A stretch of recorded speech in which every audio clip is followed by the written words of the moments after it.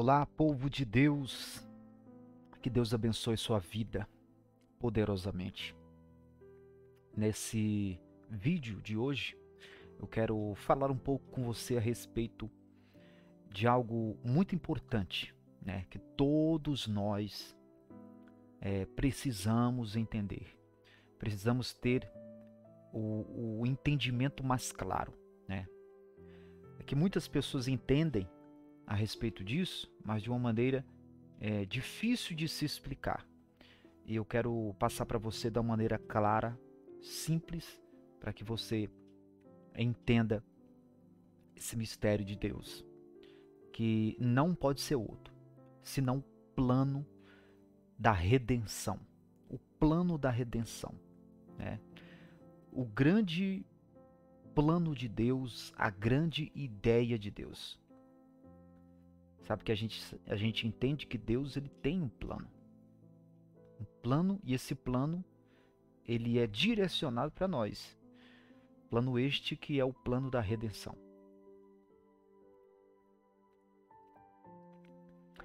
Vamos lá. Essa é uma pergunta que muita gente se faz. Até mesmo somente entre ela. Quando ela está sozinha, ela se pergunta dessa maneira: até quando irei sofrer? Até quando eu vou viver sofrendo assim? Por que elas fazem essa pergunta? Até quando eu vou sofrer? Porque na realidade, tudo que gera medo na vida das pessoas e um certo desespero e preocupação, ele é uma condição que a humanidade chegou a viver e vive até hoje. Essa condição de ser pecador, de ser uma pessoa que falha. Todos os males deste mundo foi ocasionado por causa dos pecados dos homens. Os homens, quando nós erramos, nós se preocupamos, nós sentimos-nos inferiores, nós sabemos que tem algo errado. Então, essa é a terrível condição da humanidade. Infelizmente, condição de pecadora. Eu quero estar lendo com você em Romanos, capítulo de número 7 e o versículo número 18.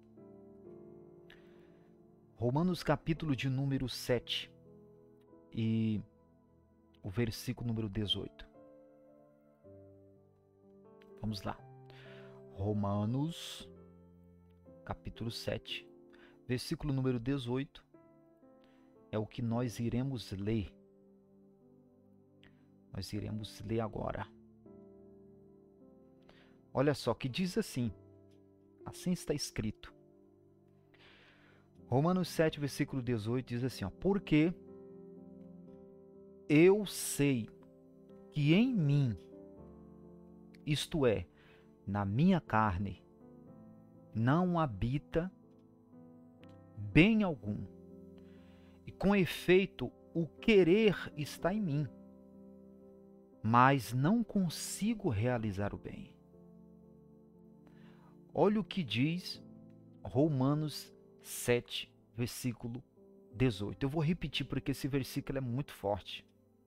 Olha o que o apóstolo Paulo diz a respeito dessa condição pecadora que ele também teve que vivenciar.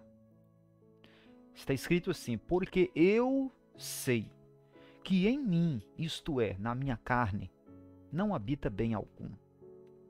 E com efeito, o querer está em mim, mas não consigo realizar o bem. Ou seja, ele reconhece que existe uma batalha, uma briga dentro dele que milita uma com a outra, que é a carne contra o espírito. Ele deseja fazer o bem, mas a carne milita. E ele sabe que na carne não habita bem nenhum. E ele se coloca como desprezível por causa disso, porque ele, na realidade ele quer fazer o bem, mas a carne não ajuda. Viu só que coisa? Então nós vamos continuar.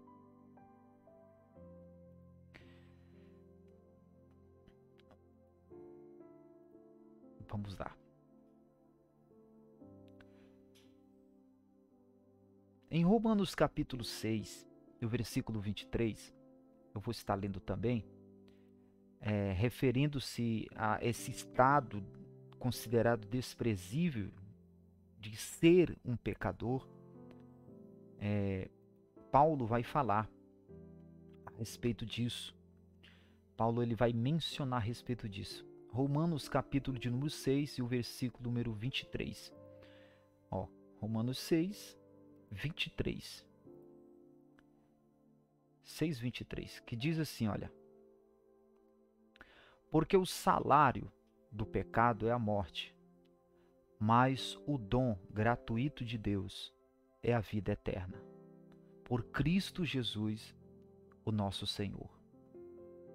Aqui ele fala que o pecado, ele não tem benfeitoria, ele tem destruição. A destruição dele é o que ocasiona a pessoa ter um declínio. E esse declínio é considerado, neste versículo 23 do capítulo 6 de Romanos, como a morte. E essa morte, existe vários tipos de morte. Existe a morte física, a morte espiritual e a morte eterna. Então, nesse caso aqui, Paulo está falando, ele está afirmando que o pecado tem esse poder de destruição na vida da pessoa. Mas ele diz também que o dom gratuito de Deus é a vida eterna. O que é isso? Isso é a graça de Deus, isso é o plano de Deus, isso é o projeto de Deus para a humanidade. É a vida eterna por Cristo Jesus, o nosso Senhor.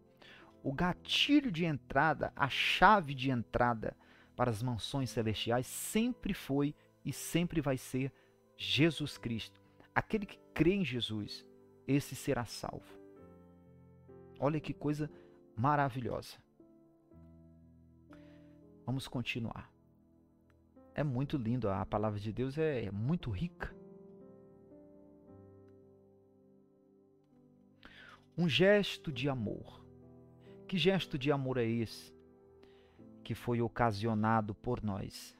Foi o que Jesus vivenciou.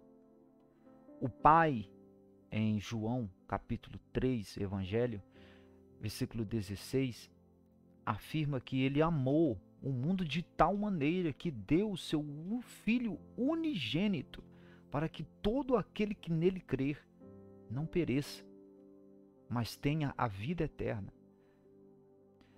Jesus é a chave do plano divino, do plano de Deus para nós, da redenção para as nossas vidas. Então, isso foi um gesto de amor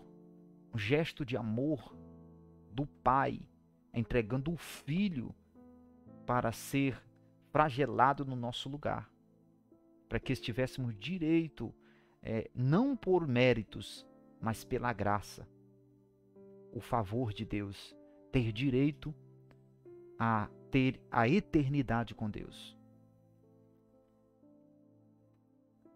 Esse gesto de amor é o que eu li para você em João 3,16. Deus, ele amou o mundo de tal maneira que deu o seu Filho unigênito, para que todo aquele que nele crê não pereça, mas tenha a vida eterna.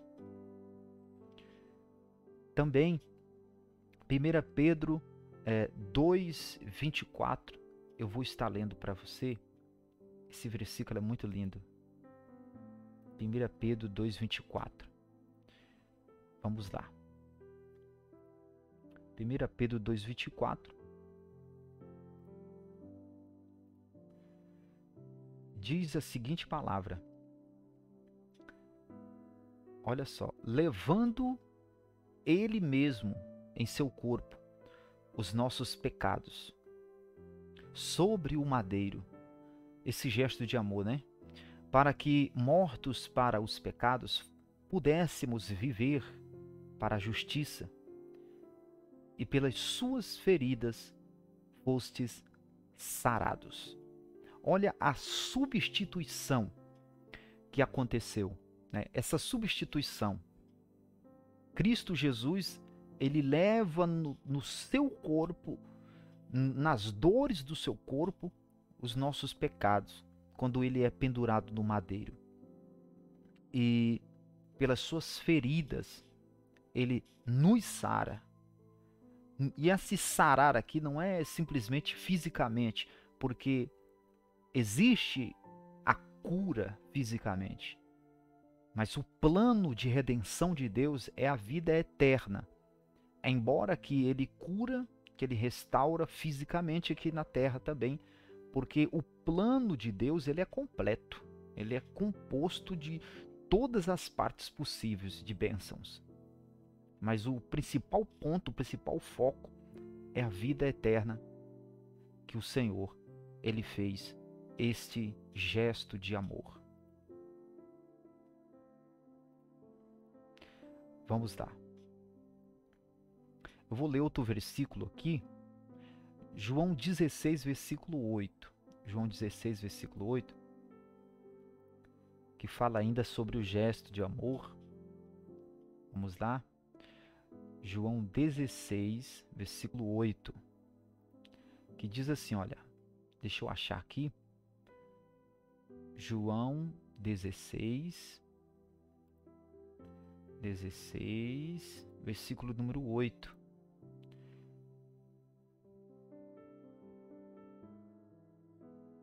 Versículo 8 que diz assim, olha. E quando ele vier, convencerá o mundo do pecado, da justiça e do juízo. E quando ele vier, convencerá o mundo do pecado, da justiça e do juízo.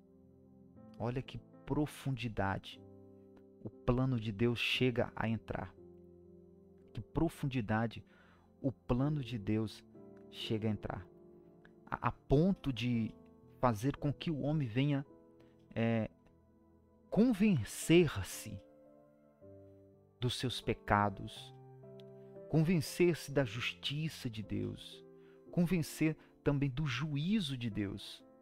Olha a profundidade do plano redentor de Deus.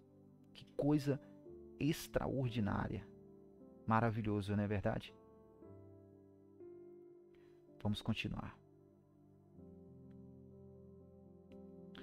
Então, não precisa fazer nada? É uma pergunta. A gente só simplesmente recebe este plano de redenção? Não precisa fazer mais nada? Claro que precisa. Sem dúvida precisa. Claro que o plano redentor de Deus para as nossas vidas, existem mecanismos de atitudes, existe um mecanismo de crer, de confiar. E eu quero que você acompanhe comigo aqui essa leitura de 1 João, primeira carta de João,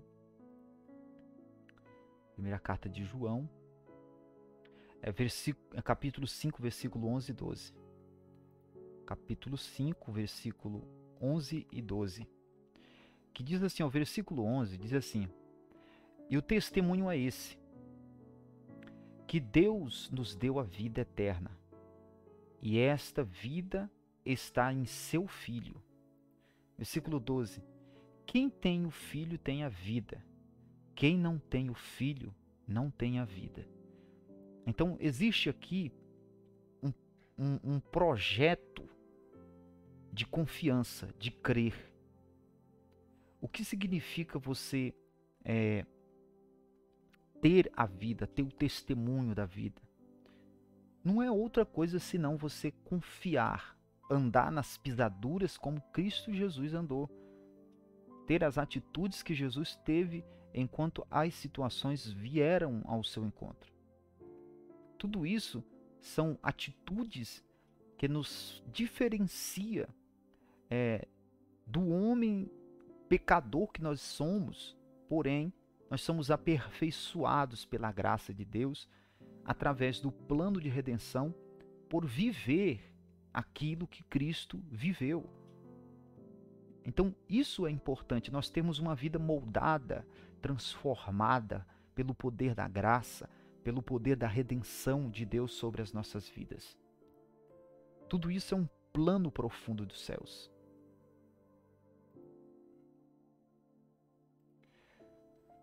Vamos continuar. Eu vou ler também aqui outra passagem, Efésios 2, Efésios 2, Efésios 2, versículo de número 8. Eu vou estar lendo aqui. Vamos lá. Efésios capítulo de número 2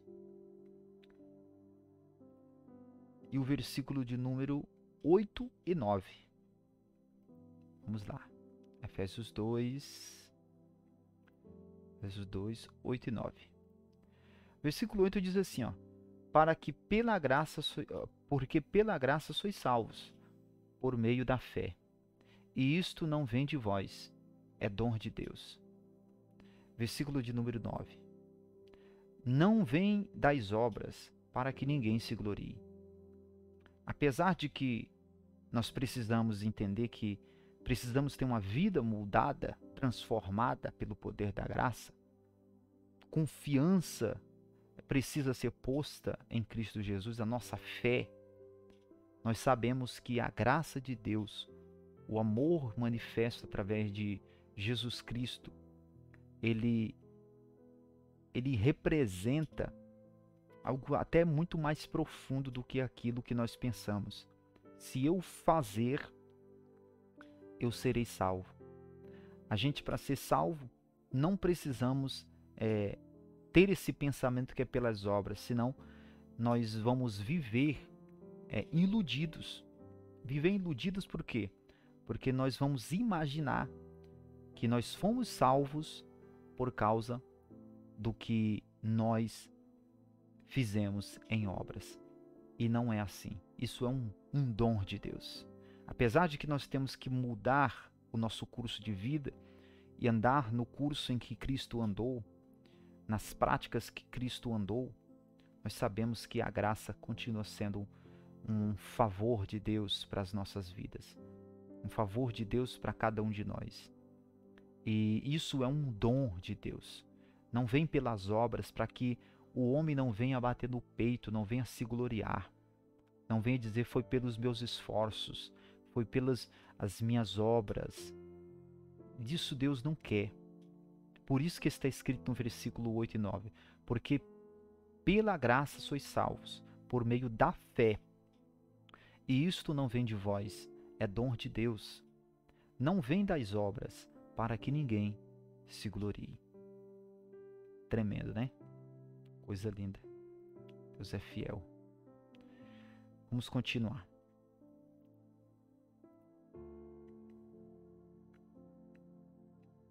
Hebreus 3,15. Hebreus 3, versículo número 15. Hebreus 3, versículo número 15. Vou estar lendo para você. Que diz assim, olha. Enquanto se diz, hoje se ouvirdes a sua voz, não endureçais os vossos corações, como na provocação, ou seja, na época do deserto, quando eles estiveram caminhando, peregrinando pelo deserto, eles, em muitos estágios, eles provocaram a Deus com o coração endurecido, um coração rígido, duro. E Deus não quer que a gente venha confiar nele simplesmente porque ele faz algumas coisas, mas ele quer que nós venhamos confiar nele pelo que ele é, pela glória dele, pelo poder dele sobre nós. Hoje é o dia da sua entrega. Hoje você que está vendo esse vídeo, você pode tomar uma decisão na sua vida. Depois de você ter conhecido esta graça, saber que existe um plano de Deus para a sua vida, existe um projeto de Deus para a sua vida. Você não pode viver simplesmente como se não existisse esse plano. Esse plano é para você, esse plano é para mim, esse plano é para nós. Hoje é o dia que você pode tomar uma decisão na sua vida. Começar a partir de agora, andar como Jesus andou. Como que eu faço isso? Você olhando para a palavra de Deus, praticando aquilo que Jesus praticou. Viver uma vida de entrega ao plano redentor de Deus e crer que o Senhor Deus, Ele tem esse plano de redenção para a sua alma. A partir desta vida, existe uma vida eterna.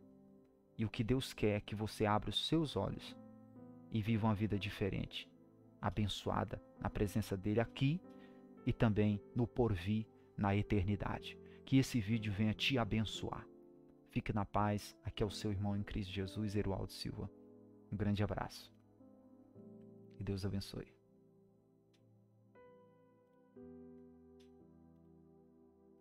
Muito bom.